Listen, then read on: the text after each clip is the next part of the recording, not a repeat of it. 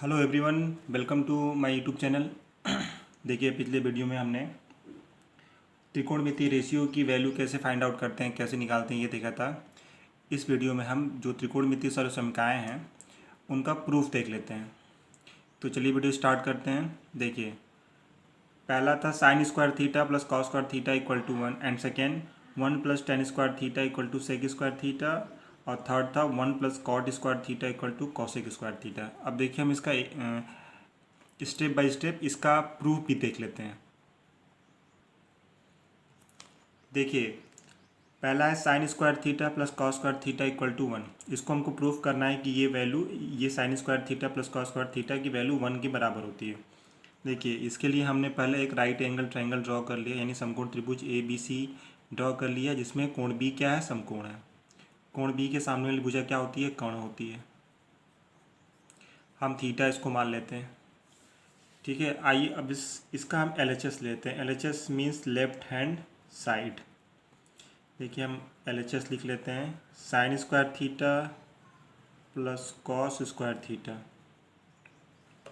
ये हमने लिख लिया, sign square theta plus cos square theta. अब हम इसकी वैल्यू निकाल लेते हैं कि इसकी वैल्यू कितनी होगी। अब देखिए, साइन थीटा की वैल्यू निकाल लेते हैं। देखिए, साइन थीटा इक्वल टू क्या होता है, लंब बटे कर्ण। देखिए, यहाँ हम लिख देते हैं, एक बार फिर से रिमाइंड कराते हैं, लाल बटे कक्का, लंब बटे कर्ण, आधार बटे कर्ण, लंब बटे आधार।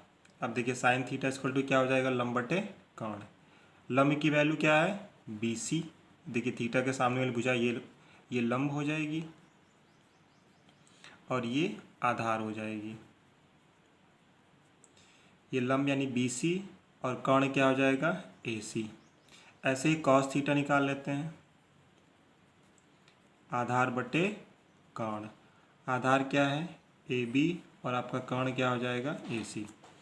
अब देखिए, इन दोनों की वैल्यू, साइन थीटा और कॉस थीटा की वैल्यू हम यहाँ पुट कर देते हैं। देखिए, साइन थीटा इक्वल टू क्या है, BC अपॉन AC।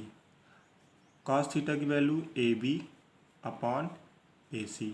अब देखिए, इनका स्क्वायर है तो हम इसका भी क्या कर देंगे, स्क्वायर कर देंगे। BC square upon AC square, AB square upon AC square. अब देखिए, इसमें जो हर की वैल्यू है दोनों सेम है, तो ऊपर वाला जुड़ जाएगा, यानी BC square plus AB square equal to AC square. अब देखिए, इस ट्रायंगल में हम पाइथागोरस थ्योरम को अप्लाई करेंगे। तो पाइथागोरस थ्योरम के अनुसार क्या होता है, कर्ण का स्क्वायर बराबर लंब स्क्वायर प्लस आधार का स्क्वायर। लंब की वैल्यू क्या है, BC स्क्वायर। अब देखिए, यहाँ पे कर्ण हो जाएगा AC square, BC square plus AB square.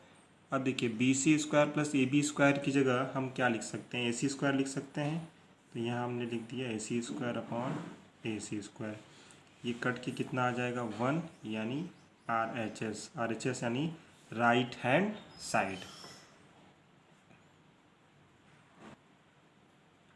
देखिए, अब सेकेंड क्या था, 1 plus tan square theta equal to sec square theta. हमको इसको प्रूफ करना है।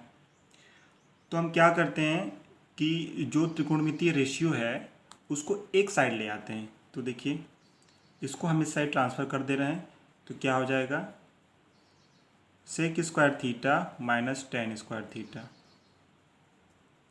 अब ये आपका हो गया 1 equal to sec square theta minus tan square theta. अब देखिए, यहाँ से हम इस राइट एंगल ट्रायंगल से सेक थीटा और जो है टेन थीटा की वैल्यू निकाल लेते हैं। तो देखिए, सेक थीटा इक्वल टू क्या हो जाएगा, ये हमने बताया था। अभी इसको देखिए, लाल बटे कक्का से कॉस थीटा इक्वल टू क्या होता है, कॉस थीटा इक्वल टू होता है आधार बटे कर्ण।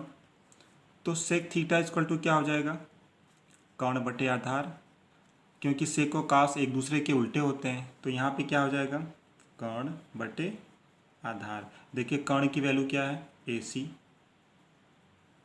और आधार की वैल्यू क्या है ए बी। ऐसे ही tan थीटा निकाल लीजिए, लंब बटे आधार।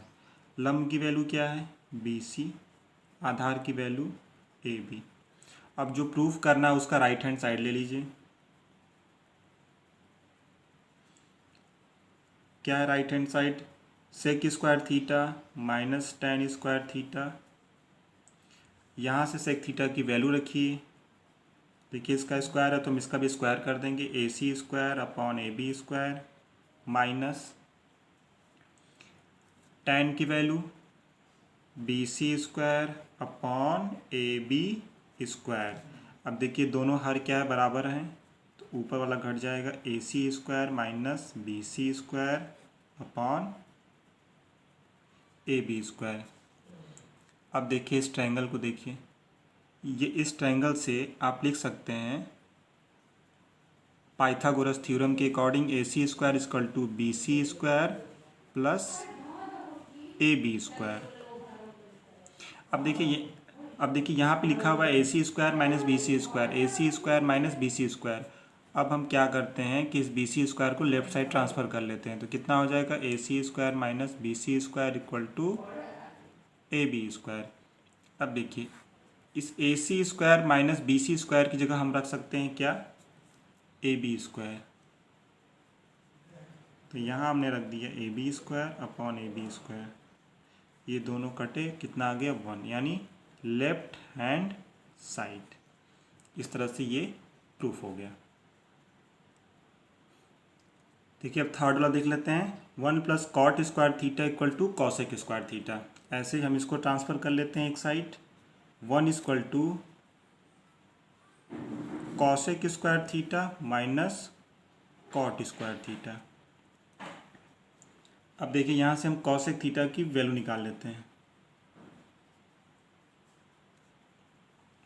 देखिए साइन थीटा इक्वल टू होता है लंब बटे कर्ण, और कॉसेक थीटा साइन थीटा का उल्टा होता है, तो ये क्या हो जाएगा कर्ण बटे लंब। ठीक है। अब देखिए कर्ण की वैल्यू क्या है A C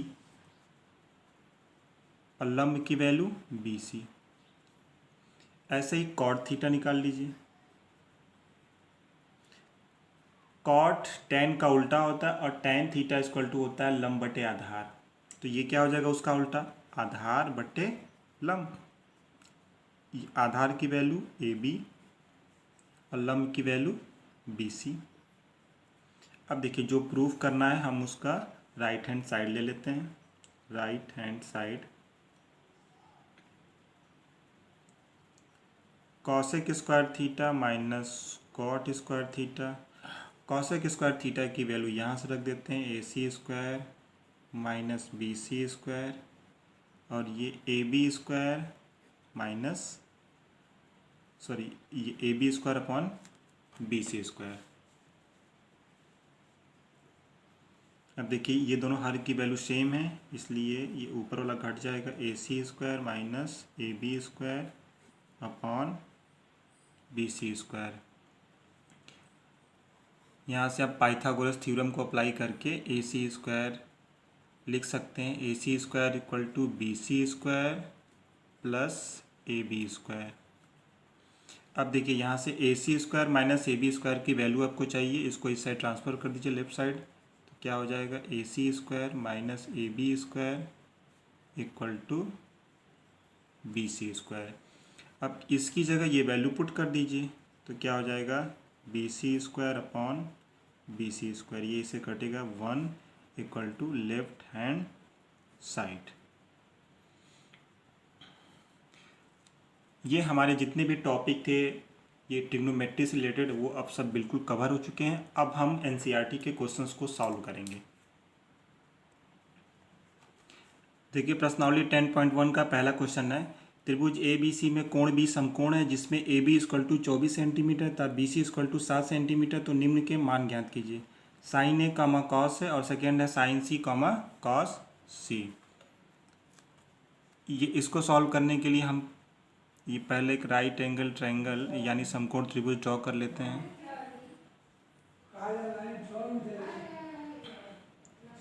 A B C, ये 90 डिग्री, इसके सामने की भुजा कर्ण। अब देखिए इसमें ए और सी दोनों पूछा है, इसलिए लंब ये भी हो सकता है और ये भी हो सकता है, इसलिए हम लंब आधार लिखेंगे नहीं। अब देखिए सबसे ये पहले इसमें देखते हैं कि ए बी की वैल्यू दिया है, ए बी की वैल्यू कितनी हो गई 24 सेंटीमीटर, बी सी की वैल्यू दिया है 7 सेंटीमीटर। अब देखिए ए सी हमको नहीं दिया है, तो हम पाइथागोरस थ्योरम को अप्लाई करके ए सी की वैल्यू निकाल लेंगे। देखिए पाइथागोरस थ्योरम अप्लाई कीजिए। सॉल्यूशन देखिए, A C square equal to B C square plus A B square. B C की वैल्यू 7 है, 7 का स्क्वायर, ए बी की वैल्यू 24 है, 24 का स्क्वायर। ठीक, 7 का स्क्वायर होता है 49, 24 का स्क्वायर कितना होता है 576। इसको जोड़ेंगे तो आएगा 625 यानी 625। ए सी स्क्वायर की वैल्यू आ गई 625। अब आप ए सी निकाल सकते हैं, यानी दोनों पक्षों का वर्गमूल ले लीजिए, इसका वर्गमूल ए सी और 625 का वर्गमूल 25। ये आ गई आपकी ए सी की वैल्यू।